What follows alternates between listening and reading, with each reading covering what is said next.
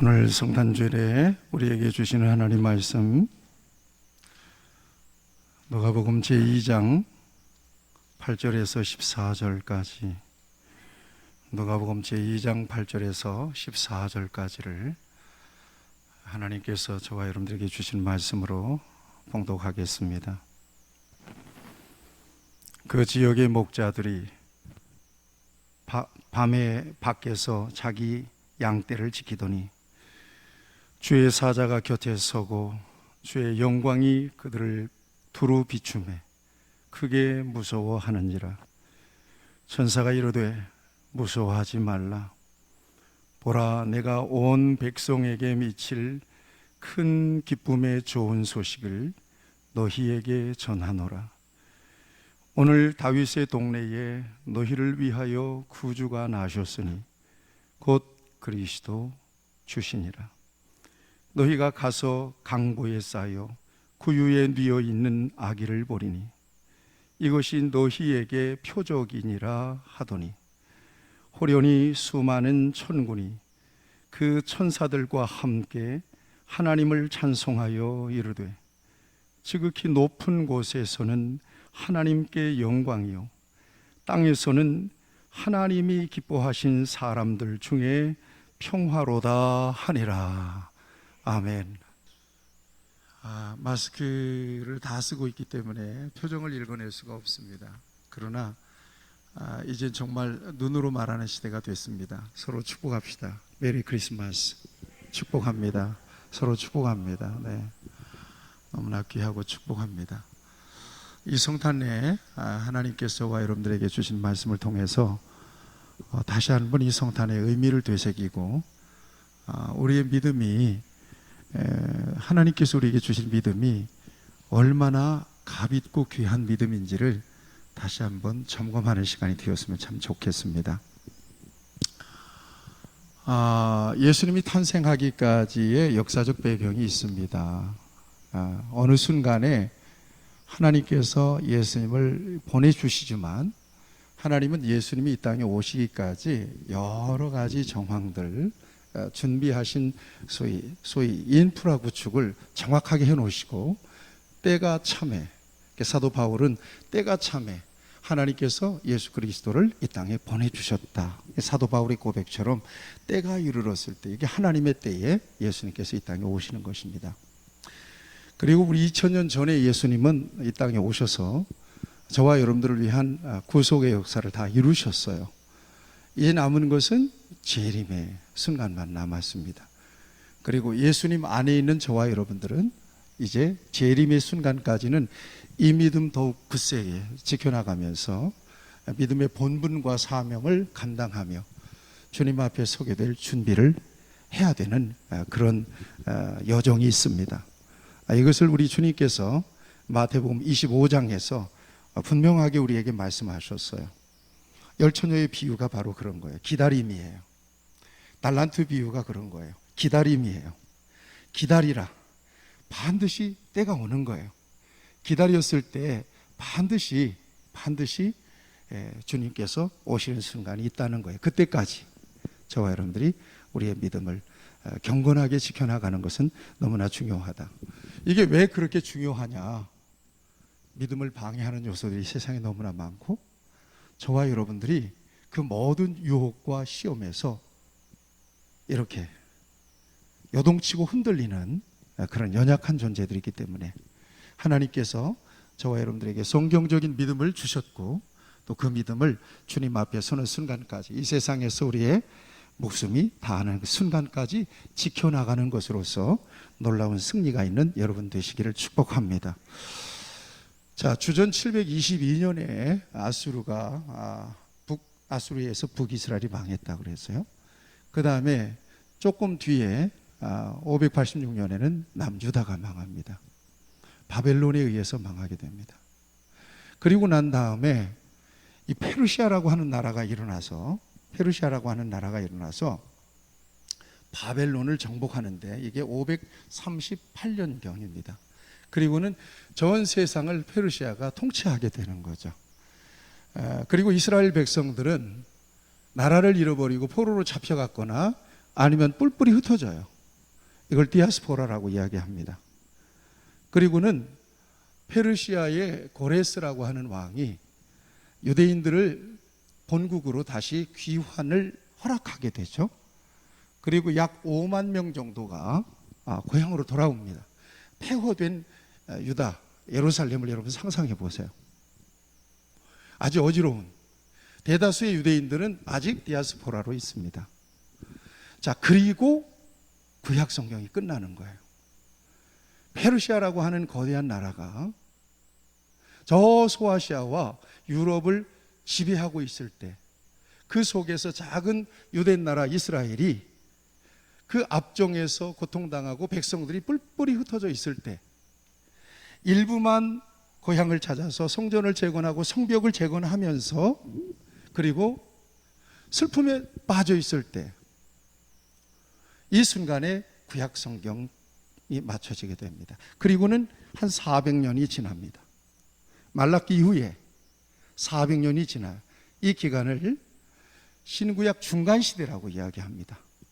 또 암흑기라고 얘기합니다. 영적인 암흑기라고 얘기합니다. 이 기간 동안에 저 중동, 팔레스틴과 저 유럽의 이 역사적 지각변동이 엄청나게 많이 일어나는 것을 이 신구약 중간사를 통해서 확인하게 돼요. 그 속에서 이스라엘은 엄청난 정치적인, 그 다음에 문화적인 격동을 겪게 됩니다. 정치적으로는 바벨론이 무너졌어요. 페르시아가 지배하죠. 그 이후에 헬라라고 하는 나라, 이 나라가 세상을 정복했었던 때가 있습니다. 알렉산더 여러분 잘 아시잖아요. 그리고는 헬라 나라도 해가 지고 로마라고 하는 나라가 세상을 지배합니다. 그러니까 정치적으로 엄청난 격변을 겪게 되는 거죠. 언어적으로도 마찬가지예요. 페르시아는 아람어를 썼어요. 헬라는 물론 헬라어를 썼고요. 그 다음에 로마는 라틴어를 썼단 말이에요. 그러니까 유대인 나라 사람들은 자기의 본 언어가 있음에도 불구하고 그 언어를 잃어버리고 이런 어떤 이 언어적인 엄청난 그 혼동을 또 겪게 됩니다. 문화적으로도 마찬가지죠. 문화적으로도 엄청난 변화를 겪게 되는데, 알렉산더가 세상을 정복합니다. 그리고 난 다음에 헬라어와 헬라 문화를 세상에 퍼뜨리기 위해서 엄청난 노력을 합니다. 그래서 당시에 헬라어는 세계, 오늘날 영어같이 세계 공용어가 돼요. 서구 문화의 그 뿌리가 된다고 하는 헬레니즘, 헬라 문화는 세상을 지배하게 됩니다.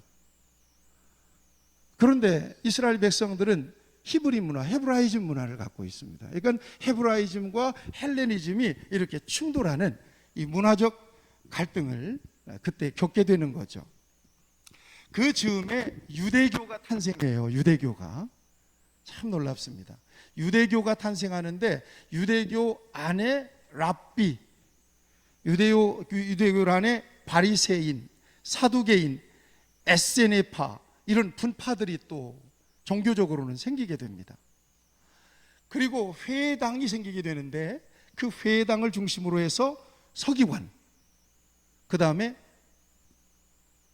랍비, 이런 사람들이 성직자로서 이 회당에서 역할을 하게 됩니다. 이게 종교적이고 신앙적인 혼돈과 갈등이 여러 분파들을 통해서 굉장히 복잡하게 일어나던 시기가 바로 신구약 중간 시기입니다. 시대입니다.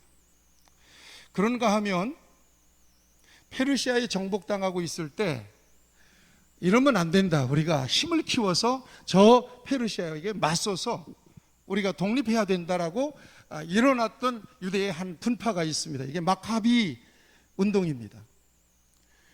그리고 로마 시대, 예수님께서 탄생하신 로마 시대는 이 마카비 운동의 뿌리를 둔 첼로 땅, 그래가지고 헤롯 땅이 일어서게 되는 거예요.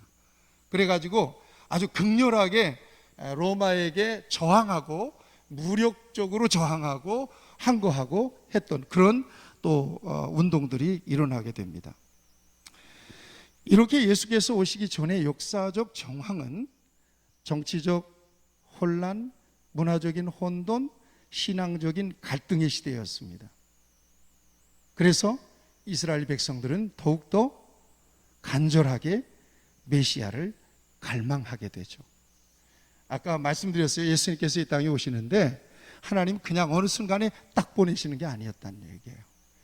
이런 어떤 갈등 상황 속에서 얼마나 힘들고 공허하고 어지럽고 불행하고 고단한, 마치 깜깜한 어두운 밤과 같은 그런 시기를 지나면서 메시아에 대한 갈망, 이것이 고조되는 그런 역사적 정황이었다는 것입니다.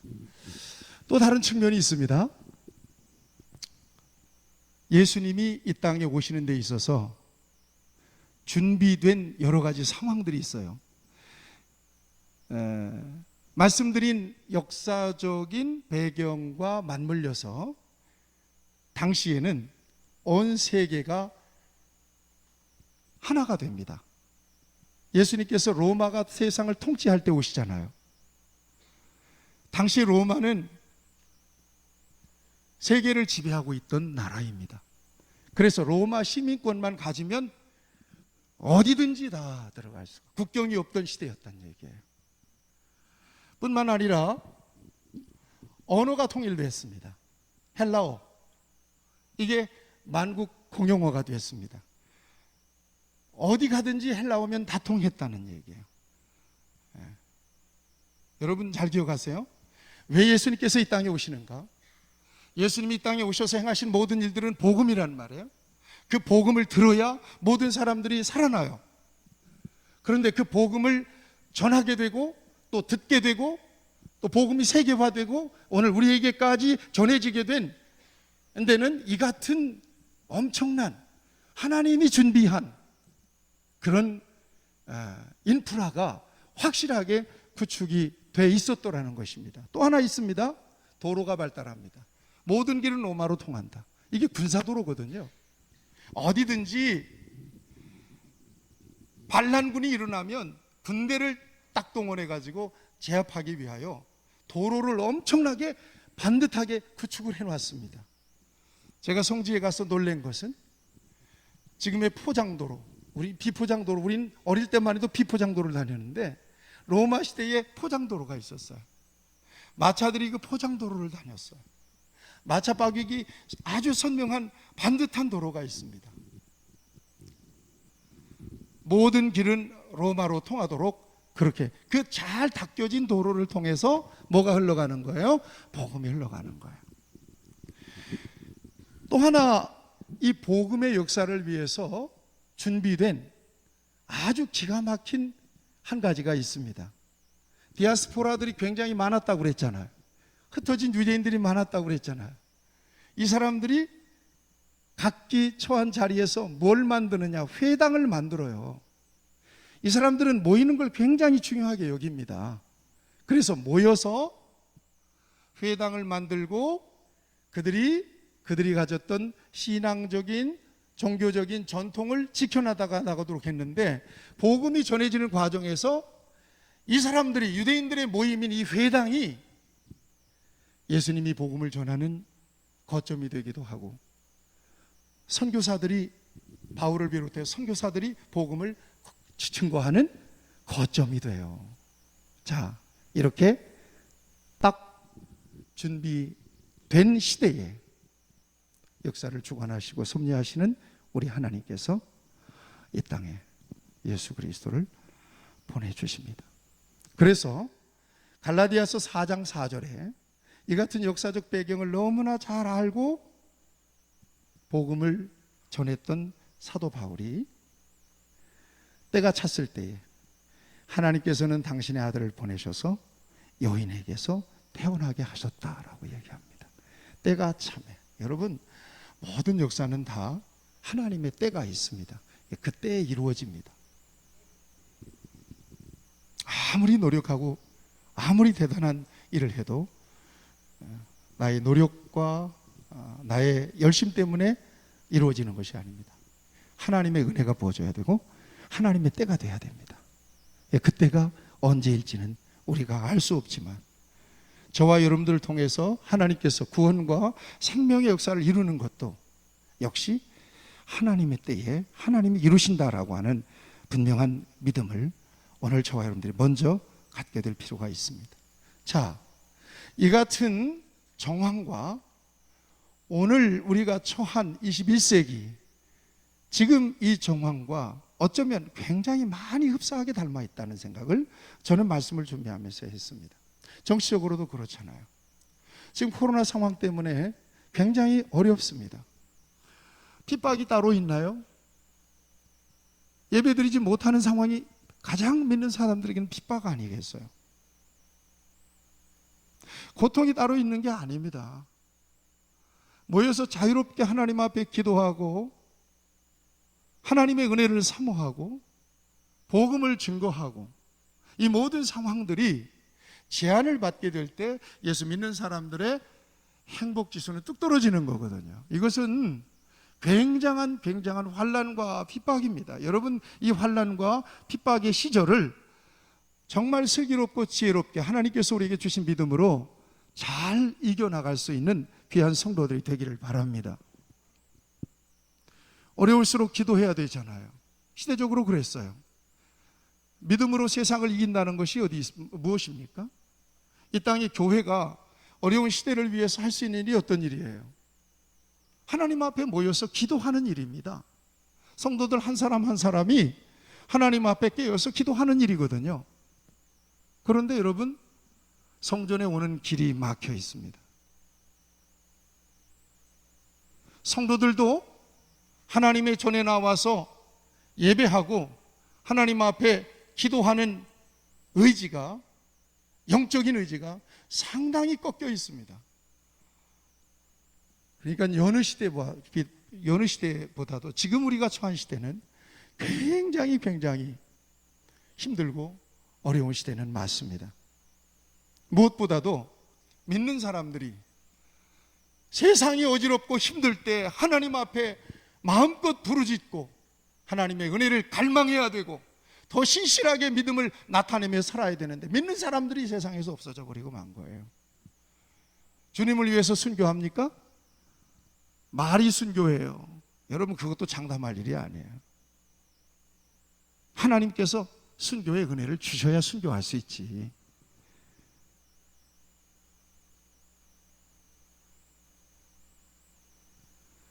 주님을 섬기는 일에 내게 있어서의 작은 부담과 불이익이 있더라도 사람들이 움찔움찔대고 말이에요. 뒷걸음질치기 쉬운 그런 상황을 오늘 저와 여러분들이 지금 보내고 있는 거 아니겠어요?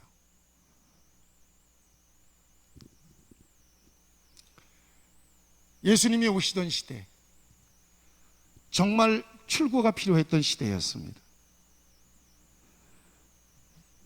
오늘 우리의 시대도 마찬가지입니다. 오늘 이 시대에 진정으로 뭔가 하나님이 열어놓으신 출구가 필요한 시대가 바로 이 시대입니다. 그런 면에 있어서 오늘 2020년도 성탄절은 굉장히 중요한 의미가 있다라고 믿는 것입니다. 오늘 성경을 보면 우리가 성탄절마다 보게 되는 말씀입니다. 천사가 이르되 무서움하지 말라. 보라, 내가 온 백성에게 미칠 큰 기쁨의 좋은 소식을 너희에게 전하노라. 그러니까 예수님이 이 땅에 오시는 것은 큰 기쁨의 좋은 소식이라고 말씀하고 계십니다. 큰 기쁨의 좋은 소식. 왜 예수님이 큰 기쁨의 좋은 소식일까? 저는 한 3가지 정도로 이 말씀 속에서 여러분들과 함께 나누기를 원합니다. 그래서 저와 여러분들에게도 예수님이 이 땅에 오심이 큰 기쁨의 좋은 소식이 되기를 축복합니다. 11절을 보시면 오늘 다윗의 동네에 너희를 위하여 구주가 나셨으니 곧 그리스도 주시니라. 그리스도라고 하는 말은 메시아라는 말이에요. 구주가 나셨다는 거예요. 구주나심. 예수님께서 이 세상에 태어나신 것은 구원하시기 위해서 오셨다는 것, 태어나셨다는 것입니다. 구주나심에 대한 소식이기 때문에 예수님의 탄생의 소식은 큰 기쁨의 좋은 소식이라는 말씀입니다. 마태복음 1장 21절에 보면 아들을 낳으리니 그 이름을 예수라 하라. 이는 그가 자기 백성을 그들의 죄에서 구원할 자, 구원자로 예수님이 이 땅에 오셨다는 것입니다. 죄에 빠진 인간에게 가장 필요한 것은 구원입니다. 저와 여러분들에게 가장 필요한 것은 구원입니다. 예수님은 구원을 주시기 위하여 이 땅에 오셨습니다. 그래서 하나님이 세상을 이처럼 사랑하사 독생자를 주셨으니 이는 저를 믿는 자마다 멸망하지 않고 영생을 얻게 하려 하심이니라. 성경은 우리에게 증거해 주고 있습니다. 그리고 예수님은 십자가를 통해서 구원을 완성하셨습니다. 누구든지 믿기만 하면 구원을 받게 하셨습니다. 그래서 복음을 헬라어로 유앙겔리온이라고 이야기합니다. 기쁜 소식이라는 것입니다. 예수님이 이 땅에 오셔서 우리를 위해서 구원의 역사를 이루셨다. 이 소식은 인류 최대의 소식이고 가장 큰 기쁜 소식이라는 말씀입니다. 그래서 동방 박사들이 메시아의 별을 보고 그렇게 기뻐했으며 성전에서 기도하던 시므온과 안나는 내 눈이 주의 구원을 보았사오니 죽어도 좋다고 기뻐했습니다. 오늘 성탄절에 예수님이 여러분의 구주 되심으로 인하여 기쁨이 충만하시기를 축복합니다. 두 번째는 예수님이 진정한 평화가 되시기 때문에 기쁜 거예요. 평화라고 하는 말은 샬롬이라는 말입니다. 샬롬이라는 말은 깨어진 관계가 회복되는 것을 의미합니다. 이것은 일시적인 평화가 아니라 영원한 평화입니다. 외적인 평화가 아니라 영혼의 평화입니다. 어떤 사람에게 이 평화가 주어지느냐? 오늘 4절을 보면 이렇게 되어 있습니다. 14절을 보면 지극히 높은 곳에서는 하나님께 영광이요 땅에서는 하나님이 기뻐하신 사람들 중에 평화로다 그랬습니다. 하나님이 기뻐하신 사람들, 이 사람들에게 평화의 축복이 주어진다라고 하는 말씀입니다. 그러면 누가 하나님의 기뻐하심을 입은 사람들입니까? 예수님의 메시아 되심을 믿는 사람들, 인정하는 사람들입니다. 인간은 죄로 인해서 하나님과 깨어진 관계 속에서 절망적인 상황이 되었습니다. 오직 예수님을 통해서만 하나님과의 관계는 회복됩니다. 그래서 에베소서 2장 14절에 보면 그는 우리의 화평이신지라 둘로 하나를 만드사 원수인 것 곧 중간에 막힌 담을 자기 육체로 허셨다고 말씀하십니다. 요한일서 4장 10절에 사랑은 여기 있으니 우리가 하나님을 사랑한 것이 아니요 하나님이 우리를 사랑하사 우리의 죄를 속하기 위하여 화목제물로 그의 아들을 보내셨다고 말씀하고 계십니다. 오늘 주님과의 모든 막힌 관계가 회복되고 진정한 평화를 저와 여러분들이 누릴 수 있게 되기를 바랍니다. 뿐만 아니라 이 땅에 사는 동안에 여러분들과의 막혀있는 모든 관계가 이 성탄절을 중심으로 해서 다시 열리고 회복되는 은혜가 있기를 주님의 이름으로 축복합니다. 마지막으로 왜 예수님이 이 땅에 그렇게 큰 기쁨의 좋은 소식이 되는 것인가? 우리와 함께 하시기 위하여 오셨기 때문입니다. 아들을 낳으리니 그 이름을 임마누엘이라 하리라 하셨으니 이는 하나님이 우리와 함께 하심이라 말씀하십니다. 하나님이 언제나 우리와 함께 계심을 믿습니다. 볼지어다 내가 세상 끝날까지 너희와 항상 함께 있으리라. 우리 주님은 약속해 주셨습니다. 오늘 임마누엘 하나님이 저와 여러분들과 함께 계심으로 하나님께서 주시는 기쁨이 충만한 복된 하루가 되시기를 바랍니다. 다 같이 기도하시겠습니다.